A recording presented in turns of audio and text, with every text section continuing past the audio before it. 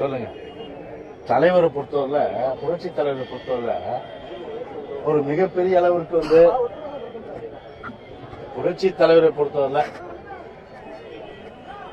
அவரோடு யாருமே ஒப்பிட முடியாது. ஒப்பிட முடியாத அளவிற்கு ஒரு மாபெரும் தலைவர் என்று சொன்னால், வரலாற்றிலே முத்திரை பதிக்கக்கூடிய தலைவர் சொன்னால் புரட்சி தலைவர் எம்ஜிஆர் அவர் தான்.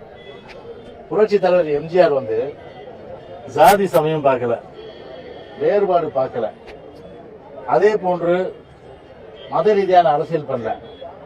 இதெல்லாம் அண்ணாமலை ஒத்துக்கிறாரு.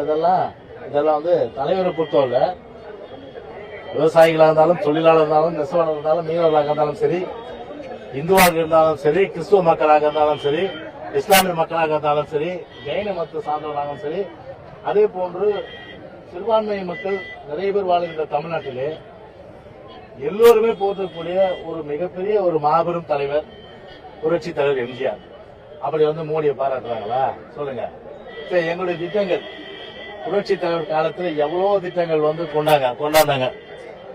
அன்றைக்கு குறிப்பா சொல்ல போனா ஒரு சமூக நீதி என்ற அடிப்படையில் 50% இடஒதுக்கீடு அன்னைக்கு கொண்டு வந்தது யார்? அன்னைக்கு புரட்சி தலைவர் எம்ஜிஆர் தான் கொண்டு வந்தார். அன்னைக்கு அதுக்கு முழுமையா பாதுகாப்பு கொடுத்து சட்டத்தை திருத்தி 9வது ஆட்டத்தில் சேர்த்து இன்னைக்கு 69% இடஒதுக்கீடு.